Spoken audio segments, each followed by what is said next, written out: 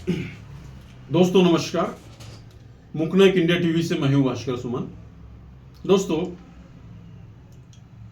परसों शरद पवार इनका 85वां यानी 85 जन्मदिन मनाया गया था दिल्ली में, और वहां पर अजीत पवार भी वहां पर मिलने गए थे। उनके गुट के जो भी पदाधिकारी है वो सभी वो लोग वहां पर मिलने गए थे उनको, और वहां से एक चर्चा का आरंभ हो गया।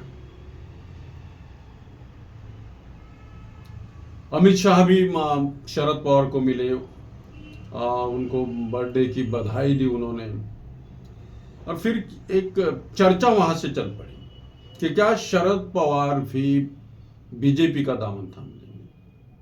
हो सकता है, ये कोई नामुमकिन बात नहीं। शरद पवार जैसे नीतीश कुमार बदलते हैं पार्टी या दल बदलते हैं, तो ठीक उसी की तरह शरद पवार भी दल बदलने में माहिर। कब बदलेंगे ये पता नहीं चलता, लेकिन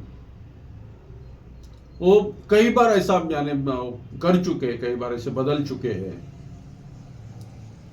और दुर्भाग्य की बात है कि वो कांग्रेस से निकल कर गए।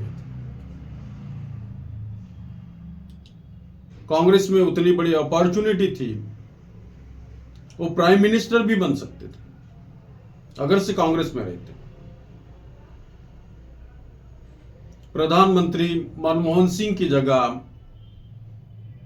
शरद पवार होते थे प्रधानमंत्री, लेकिन उन्होंने उसके पहले ही कांग्रेस से निकल गए थे, और फिर उन्होंने अपना एक शरद पवार यानी शरद पवार राष्ट्रवादी पार्टी का गठन किया था।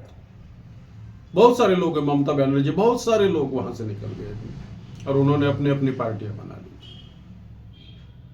तो हो भी सकता है इस वक्त तो महायुति का दामन थाम लेंगे और महाराष्ट्र में और केंद्र में भी बीजेपी के साथ हो रहेंगे। ये जो कयास लगाया जा रहा है, हो भी सकता है। Everything is possible in politics. तो ये जो है, यहां पर मोरालिटी जो है, नैतिकता पूरी तरह समाप्त हो चुकी है। सत्ता कहां से मिलेगी, कुर्सी कहां कैसे पालेंगे, इस पर ज्यादा जोर देते हैं आजकल लोग। चाहे बड़े हो या छोटे हो, सभी लोग सत्ता के पीछे दौड़ रहे हैं।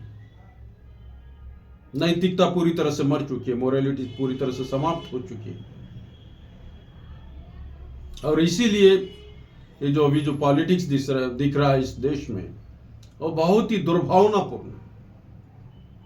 केवल सत्ता के लिए जाना, केवल सत्ता के लिए दूसरों का दामन थाम लेना, विचारों का कोई तालमेल नहीं होता। तो हो सकता है कुछ दिन में ही इसका पता चलेगा। पिछली बार जो बोल रहे थे लोग, वो शायद सच भी हो सकता है।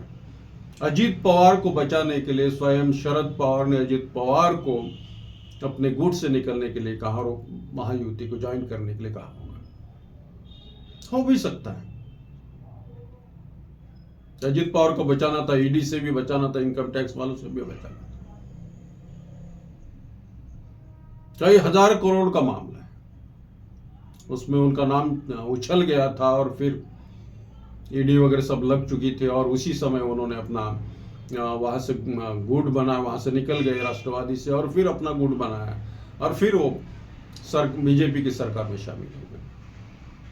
तो ये खुद को बचाने के लिए, जनता का कोई इसमें यानी जनता के बारे में कोई नहीं सोचता।